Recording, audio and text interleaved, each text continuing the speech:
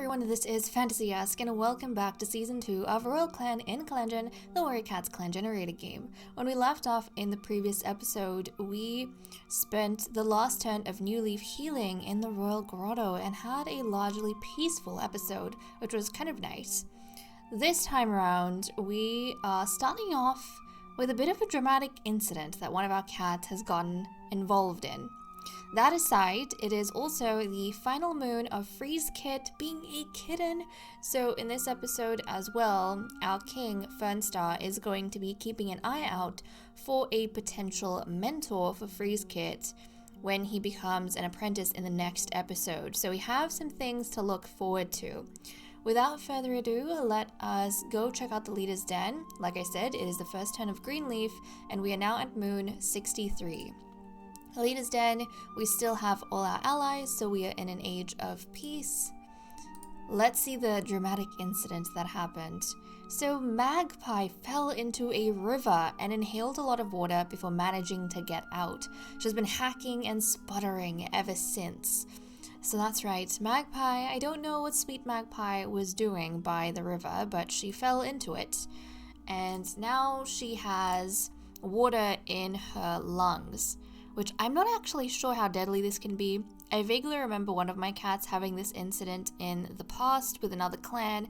I think they recovered fine. I don't think they had a permanent condition afterwards, but again, we'll have to wait and see, I suppose. So that is what we have going on with Magpie. I don't know what exactly she saw, being righteous and all, that she felt she had to cross a river all on her own. Now, I wonder if maybe she spotted some very precious herbs on the other side of the river. Maybe this was a dangerous raging river, but given the sicknesses and injuries we've had recently, maybe she felt like it was kind of very important for the clan maybe to get that herb, whatever it was. Unfortunately, she fell into the river and didn't manage to get it, but I think she tried, and maybe that's probably why she got into the predicament she did.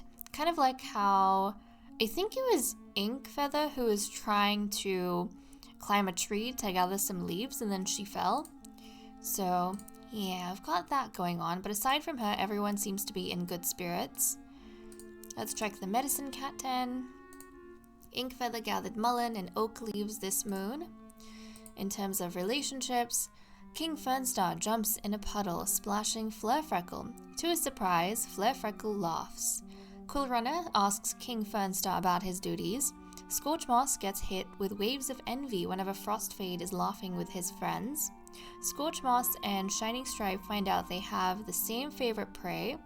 Icicle Speck stayed up all night thinking of ways to impress Shining Stripe. Okay, I really like the fact that Shining Stripe, after his initial pining, after falling in love with Icicle Speck, even though Icicle Speck was never really that serious about him, I'm kind of happy that Shining Stripe is like doing his own thing and is not really hung up on Icicle Speck.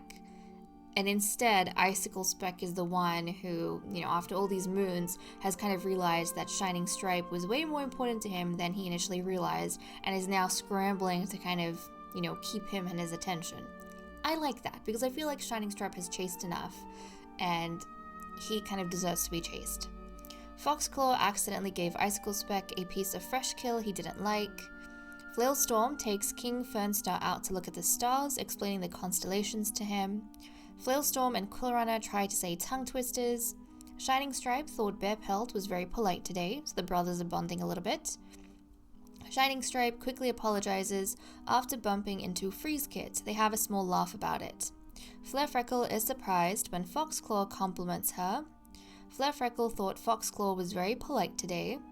Bearpelt and Ink Feather always challenge one another. Foxclaw tells Bearpelt that he was worried for him. Magpie can't help but admire Coolrunner's pelt. Okay. We need to keep an eye on this. Magpie growls at Freeze Kit to get out from under her paws. Okay, wait, this is her son, right? Normally they get along quite well, but I don't know. You know what? Because she fell into the river and she's got water in her lungs, maybe she's still, also really wet and cold, and she's kind of worried that Freeze Kid is going to catch a cold if he's really close to her. So maybe that's why she's growling at him, for his health and safety. Inkfeather asks Flurfreckle to remind her of who's already gone on patrol today. Foxclaw flicked some sand over Inkfeather's fresh kill while she was eating. Quillrunner apologizes to Shining Stripe, but Shining Stripe doesn't know why. Frostfade doesn't see why Ghostfeather is upset about something trivial. Foxclaw sees a glimmer of determination in Freeze Kid's eyes. Ghostfeather thanks Magpie for covering for him during a patrol earlier. And Freeze Kid thinks he can tell Foxclaw something important. So that's all we have for events. Let's wrap up here and resume with the cat list. Okay, let's take a look at the cat list. Just a quick reminder on our loyalties over here. Now, with relationships, I noticed a few things of interest which I want to point out. So the first thing was with Fernstar, King Fernstar, who, guys, has had a romance gain for Flailstorm, and this is a new romance that wasn't here before. I think Flailstorm took King Fernstar earlier during events to go look at the stars out at night, and ever since then, things seem to, have gone a little bit heated between the two of them. Or I think maybe Flailstorm is kind of lingering in Fernstar's mind. And he's already friends with Flailstorm. So I don't know how I feel about this. Obviously, because ideally, it would be nice if Flailstorm could work things out with Magpie. Either that or end it. I kind of don't like that they're in a relationship that is kind of being dragged along when neither of them maybe are happy. But Fernstar, he's got Inkfeather, who is so devoted to him, but he obviously doesn't really value her, and now he's kind of looking elsewhere, which is not really a surprise for him. And I think kind of why a lot of the cats, the anti-loyal cats at least, some of them, they might look down on him, or even some of the loyalists. I think Vonel, he was saying that with Bearpelt, probably a reason why Bearpelt, despite being a loyalist, maybe hates Fernstar is because Fernstar hates his sister Flurfreckle, and that hatred between Fernstar and Flurfreckle happened because Flurfreckle was taking a long time, I think, to breed and have kittens, and Fernstar started getting impatient with her, but Bearpelt, along with, his brother Shining Stripe, they've always been very protective over their sister. So it makes sense how Bearpelt, maybe in terms of a leader, yes, looks up to Fernstar or approves of Fernstar, but in terms of Fernstar privately, maybe Bearpelt doesn't feel the same about him because it involves his family, it involves his sister. So that kind of makes sense to me. So anyways, that was a romance between Fernstar and Flailstorm that I noticed. The other thing I noticed was with Icicle Speck. So Icicle Speck has had a romance gain for Shining Stripe, and we did see him, I think, trying to get Shining Stripe's attention. Yeah, he was trying to think of ways to impress Shining Stripe. So every moon we are kind of observing that Icicle Speck, even though he does have some flirtationships with other cats like Quillrun and Bearpelt, he is kind of getting more and more wrapped around Shining Stripe, in love with Shining Stripe.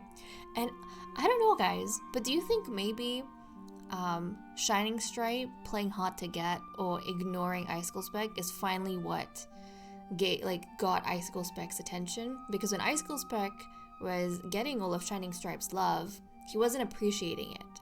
But as soon as Shining Stripe kind of fell out of love, then Icicle Speck turned around and was like, wait, hold on a second, where'd you go? So I don't know. I don't know. I'm entirely not sure how I feel about these two. There might have been once upon a time when I was really, really invested in their story, or, in them being together. At this point in time, I kind of want Shining Stripe to be happy, but I don't know if he'll find that with Icicle Speck. The next change I noticed was in Magpie, who has had a romance gain for Quillrunner. And now, guys, she has the most romance or feelings for Quillrunner.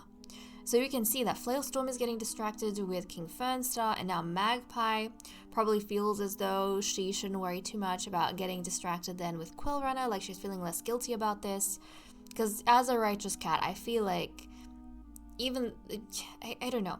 I mean, yes, she could be morally upright in the sense that she, places her relationship with Flailstorm above everything else. But also, she might be, she could be morally right in defending kind of herself and her independence and her own choices and being treated properly. And if Flailstorm isn't treating her properly, then why should she, put emphasis on her relationship with Flailstorm? She'll find happiness elsewhere. So that's kind of what's going on with Magpie. Now with Coolrunner, she was admiring his pelt. So I think think about it. She fell into the river and she's probably shivering and, soaking wet, and now she's got water in her lungs. But meanwhile, Flailstorm, he's busy watching the stars. Instead of keeping her company maybe in the medicine cat den, he's watching the stars with the king. And it could be that Quillrunner was the one who came to visit her, and so Magpie was admiring his pelt and thinking, this cat is such a nice looking Tom, but also he's got a good heart, since Quillrunner is a loyal cat. So I thought that was kind of sweet, actually. And the final thing I noticed was with Flailstorm. Flailstorm himself, who has had also a romance increase with, or romance gain with Fernstar. And I think this is a new romance as well. So both for Flailstorm and Fernstar, this was kind of out of nowhere. I mean, maybe Flailstorm wasn't asking Fernstar to watch the stars out of anything romantic. I mean, he's childish. It could be the fact that, they went to watch the stars just casually, and then Flailstorm started kind of playing around with Fernstar, being a bit childish and prankish, and then things kind of escalated and they realized they were too close together, and then suddenly they got hyper aware. Like, you don't know, maybe that's what happened between the two of them. But now, Fernstar has Flailstorm on his mind, and likewise, Flailstorm is kind of thinking about Fernstar. So I don't know what's going to come of that. Fernstar has a long history of very problematic relationships, but that's kind of where things are at right now. Definitely, Fernstar is not the cat that he has the most romance with or feelings for. In fact, he has the most feelings for Scorchmoss, but I feel like Flailstorm kind of takes Scorchmoss for granted a little bit because it's so used to her being there as a friend. But yeah, that's kind of what we have going on here. And he's not even friends with Fernstar. He's not friends with King Fernstar. He's not a loyalist, so that's kind of intriguing. Something about Fernstar, though, kind of is drawing his attention right now. So that's all there is in terms of relationships that I noticed. We obviously don't have any matchmaking to do. Let's go ahead and see what everyone's doing for the day. King Fernstar is feeling anxious. And he has been faithful, right? Well, not romantically, not to his partners. He has not been very faithful at all when it comes to that. But yeah, as a leader, he's a bit of a faithful leader. Okay, and I think that also goes into him maybe having faith that the independent cat groups in their forest will do well by them and kind of, live peacefully under their rule, or, within their forest, share that space with them and not fight them for land and resources and even the grotto. Icicle Speck purrs as a cool breeze hits him. Inkfeather is telling Scorchmoss a story. Shining Stripe saw a kitty pet with no fur at all. Flare Freckle seems to be playing with her food. Bear Pelt doesn't apologize even though everyone knows he's in the wrong. Magpie wonders if she would be better as a matchmaker instead. Coolrunner wants to critique Flare Freckle's fighting techniques. So that's his mother's fighting techniques. It's kind of nice that Coolrunner is maybe helping his mother to train or helping her become better. Frostfade is humming a tune he heard near a two-leg place. Foxclaw can't keep up with Flailstorm. Ghostfeather involves the kids in a game of make-believe about traveling through a strange land. Oh, that's so cute. Ghostfeather spending some time with Freezekit. I wonder if maybe the king will notice that and feel like, because Ghostfeather is the king's son, maybe the king will feel as though Ghostfeather would make a good mentor. I don't know. Scorchmoss enjoys the warmth of Greenleaf. She's hanging out with Flailstorm, which is kind of adorable. These two elders enjoying the warmth of Greenleaf together. And Freeze Kid is asking older cats how kids are born. I mean, the older cats are trying, Freeze Kid. Trust me, they're trying. They just don't have a female, so they kind of can't. But yeah, he's probably looking around himself wondering, like, why am I the only kitten? You keep saying that we're gonna get kittens, but when are we gonna get kittens? Why aren't there others like me? Oh, Freeze Kid. Okay, so that is all we have for the cat list. Let's wrap up here and continue with patrols. We are continuing with patrols. We currently have 123.7 prey, which is a ton, and we only need 34, so there is no way we need to be worried about food or hunting. Let's send out our royal physician, Inkfeather, first off, to see what she can grab. The thick growth of green leaf will serve Royal Clan well today, Inkfeather decides, thinking about gathering elder leaves. There's a particular tree in a sheltered dip along a stream she wants to check on today. Proceed. Elder leaves being used to soothe sprains and elder leaves having to be gathered in a way that risks sprains is truly one of StarClan's little ironies, Inkfeather reflects. And you know how this tree is next to, I guess it's next to a stream, but maybe there was a similar situation with Magpie from earlier in the episode where maybe there was a tree with some important leaves on the other side of a raging river and she kind of risked it. Okay. We're going to have a patrol of 6 and a patrol of 2, so let's see what the King's right-hand icicle spec decides. Okay, so King Fernstar, Foxclaw, Frostfade, Quillrunner, Ghostfeather, and Icicle Spec are going to be heading out on a patrol together, and typically we say that the King kind of has his eye on the warriors for, potential mentors, since the King himself and the right hand are already busy with duties in the King's court. So he is considering these four cats as, potential mentors. So both his children. But Foxclaw, who is sneaky, good at climbing and speaking. We also have Frostfade, who is adventurous and good at hunting. We have Quillrunner, who is loyal and good at fighting. We have Ghostfeather, who is already giving some attention to Freeze Kit in camp, who's adventurous, good at observing. So these are the cats that Fernstar has kind of shortlisted, who he wants to inspect closer. And we'll see if any of them stand out in the patrol today. The cats that he's not really looking to kind of assess. He might change his mind if he doesn't find something he likes here. But currently, it doesn't seem as though he is assessing these two cats as potential mentors. Flare Freckle, who is playful and good at fighting, and Bear Pelt, who is shameless, good at teaching and swimming. If you look at the personalities, I suppose it kind of makes sense why he doesn't really want, Flare Freckle or Bear Pelt to be a potential mentor. The other cats definitely seem more serious. But also, he kind of hates Flare Freckle, so I don't know. And then Bear Pelt hates him, so, maybe it's just not working out over here. Okay, let's send the group of 6 out and see what they get up to. As he trails behind the patrol, there's a mighty crash above Quillrunner. He looks around wildly just as the world is blotted out by a tangle of heavy falling branches. Proceed. Creeping in as close as possible, Icicle Spec purrs to Quillrunner, keeping him calm as the patrol carefully works to remove the branches pinning him down. Quillrunner blinks up at him, holding on to his presence in this scary situation. Okay, Icicle Spec is the King's right hand, so he did stand out, but he wasn't one of the choices for the King initially. He's supposed to be helping the King, decide a mentor or keep an eye on a potential mentor, but look at him over here, shining brightly. And the fact that Quillrunner was the one who got in trouble. And funny thing is that Quillrunner is in love with Icicle Spec, and this is a one-sided love right now.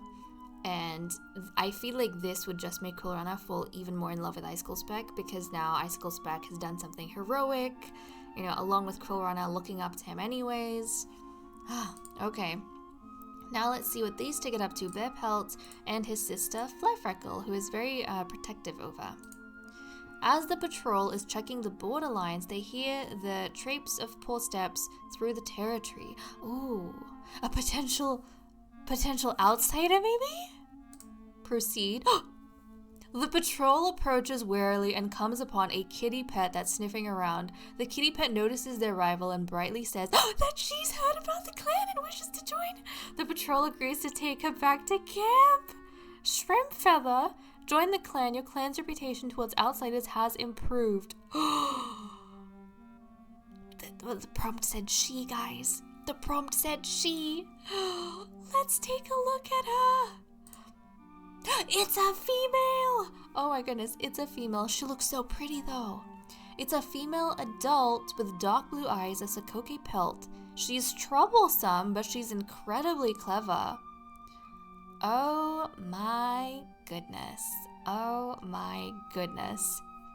I am so excited right now. This is exactly what we needed. So she has instantly, Shrimp Feather has instantly been elevated to... Do I want to keep a name as Shrimp Feather? I don't think so. I don't think so. Shrimp Stripe. Shrimp Burst, Shrimp River. Shrimp Whistle, Shrimp Speckle, Shrimp Jaw. I mean, Shrimp Jaw is kind of cute, no? Shrimp Shiver, Shrimp Run, Shrimp Munch. You know what? Shrimp Munch is also cute. Shrimp Shod. Shrimp Nibble? I don't know. I don't know.